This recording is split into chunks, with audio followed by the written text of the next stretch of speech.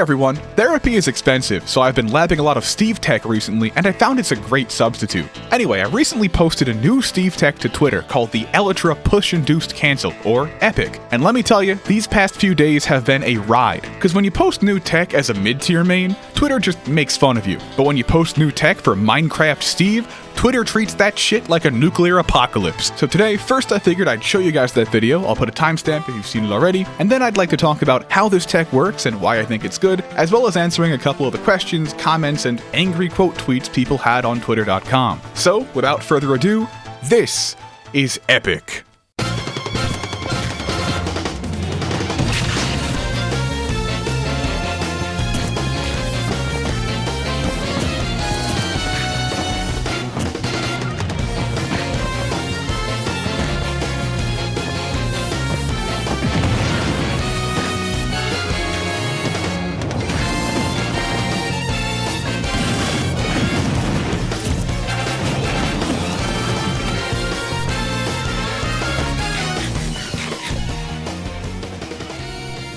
And there it is. Given a block, Epic lets you use up B as a sort of middleman to cancel out of some other animations. And while it might not be a win button, I do think that if you master this tech, it can add a couple new layers to Steve's neutral. But that's just my take. Now, let's see some Twitter takes. To begin with, there were a whole lot of tweets like this one. How much f***ing better can this character f***ing get before he's banned? So first off, good question, because it's actually something us Steve mains have to worry about as well. You see, posting Steve tech is like playing Jenga, where if the tower falls, they ban Steve. That's why I'm currently colluding with my fellow Steve mains to post new tech only every 48 hours.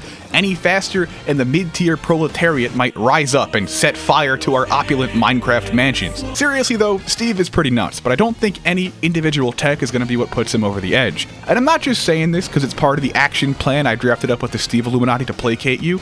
That's only part of it. See, in the description, I'm going to link an amazing anti-Steve guide by Omoatsu, a top Japanese Min player, which discusses tons of matchup tricks and nuances that even a lot of top players still overlook. It's extremely thorough and well made, and to me, that video really shows how this endless Steve meta evolution that everyone always talks about can also work against him. And yes, knowing all that stuff won't make Steve go away. He will very much still be here mining in the corner and spamming up tilt, but I'm a firm believer in not hating things blindly.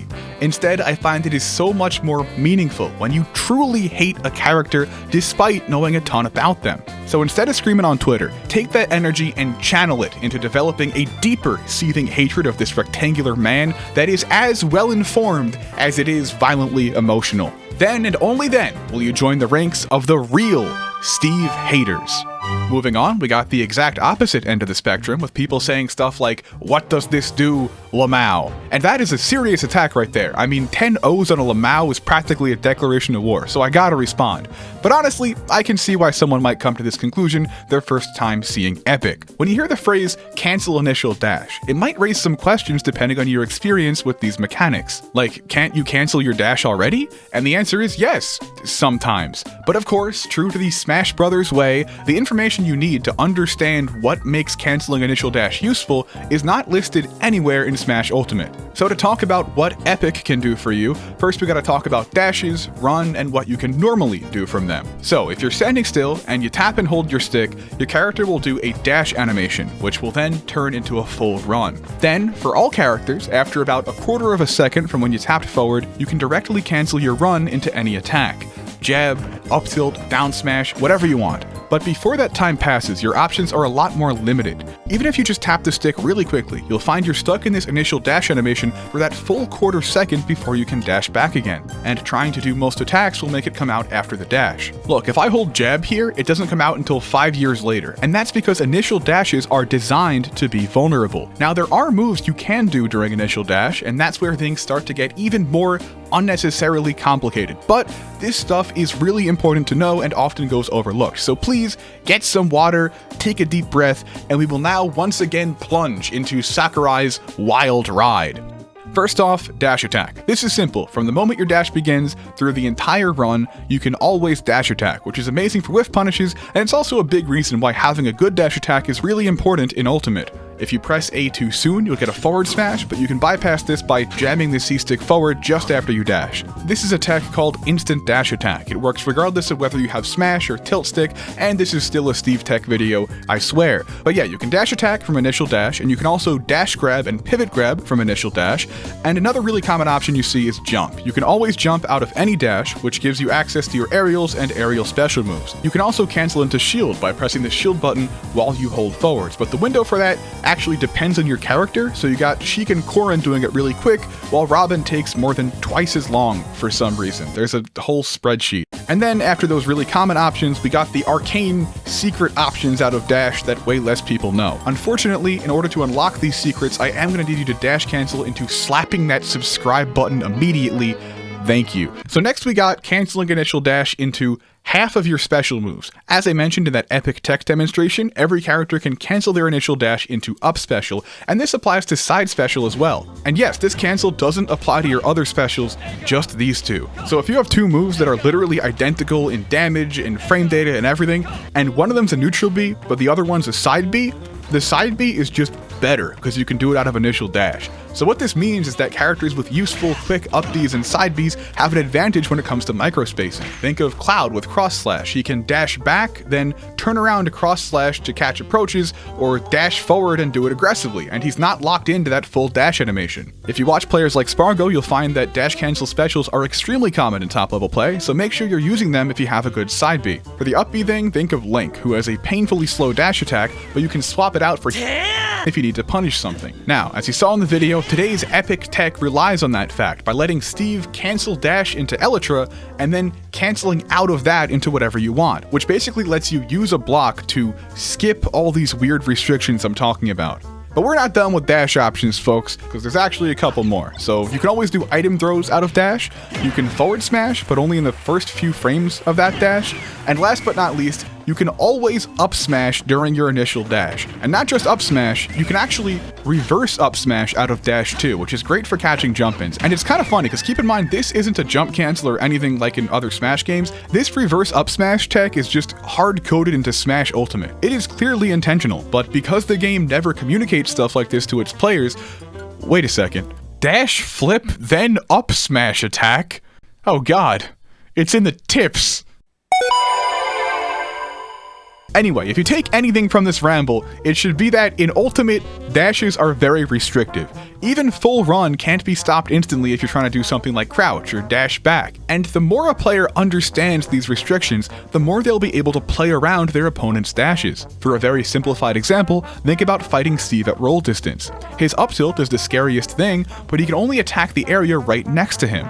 Because of those restrictions I talked about, dash up tilt will take a lot more time to come out. No matter what, there's always going to be a large window where he's vulnerable, and as we talked about, this applies to most options out of dash. And an opponent who understands this stuff, especially if they're playing a character with good range, can pressure Steve from a safe distance, threatening to catch him before that up tilt can start. That forces Steve to pick safer, less rewarding options to get in, which plays into that whole rock, paper, scissors, but you kill each other thing that you see in all fighting games. My point is that as a Steve player, experienced opponents will pay close attention to both where you are and how dashing would limit the options that you have. So even if you can't do epic all the time, having a way to cancel your dash into anything can mess with these players' reactions in a critical moment, and possibly give you that one opening you need to bullshit them to 80% damage with one axe combo.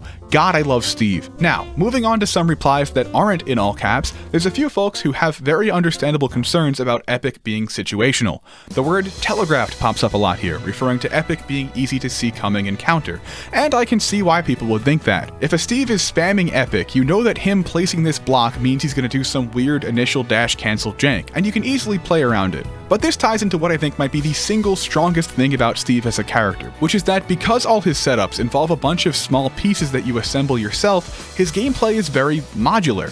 For example, building a 3-block wall. On paper, it's super easy to stop this from happening. A full 3-block wall takes a lot of time, so just jump up and hit him before he finishes. But the thing is, Steve doesn't have to finish building that wall. He can place 2 blocks and fade back, or 1 block and shield, or even just build himself a wall and minecart, and suddenly you're getting punished for trying to stop something you thought was telegraphed.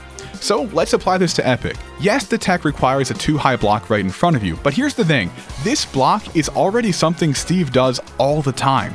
You can mine behind it, full hop onto it, send mine carts into it, bait grounded approaches with it, and on top of all that, this block is already the setup for cart cancels, another quote-unquote telegraphed tech. So I'd say that yes, on one level, Epic is inherently telegraphed, but when you actually get that telegram and read it, it just says, Steve will do something, and then you look up and Steve is pouring lava on your face. Next, someone was wondering if other characters can do Epic, to which the answer is no, Suffer. Though actually, Luigi, of all characters, has this thing that's kinda similar. He can jump under a 2-high block, then Zair, and it comes out instantly, which is a surprisingly powerful way to use blocks. Combined with Luigi's quick down tilt, if Steve tries to build a wall, you can actually break the bottom of it, and then do that Zair cancel on the block left over. Anyway, that tech is very Luigi specific, but I do think this ties into that whole idea I was talking about with developing the meta against Steve. I think if you really want to beat Steve, you should get your hands dirty, get into training mode, build some walls, and find the tools that your main has to deal with them. And who knows, maybe there really is a character out there with the fearsome power to Epic just like Steve. Probably not, but maybe. And finally, the last thing people were concerned about was that by posting Epic, I was failing to uphold my side of my Twitter blackmail deal. Now, as some of you might know, at the end of August I found a Steve tech, but I was also really desperate for Twitter clout, so I offered to delay releasing that tech for a week for every 50 people who followed me. And I'm very thankful to the 850 of you who followed, making me delay that tech until December 28th, 2022. That's why the number one thing I want you to know here is that I am committed to honesty and integrity whenever I blackmail anyone, let alone my viewers. So do not worry, the is a separate tech that will be released in December as promised. Epic is a whole different thing. Hope that clears things up. So that was Epic. Let me know what you think, and if you got some time, definitely give it a shot yourself, because it's actually not too hard as far as Steve tech goes. On my end, as a tech enjoyer, I'm pretty proud of this one. Call me optimistic, but I think if mastered, Epic might just have the potential to help Steve reach top tier, and I'm looking forward to committing some atrocities with it. Anyway, that's it for today, because I gotta go do some ominous Latin chanting with the Steve Illuminati. Something about warding off nerfs, don't worry about it. So as always, folks, thanks for watching, be sure to subscribe, and until next time, stay epic.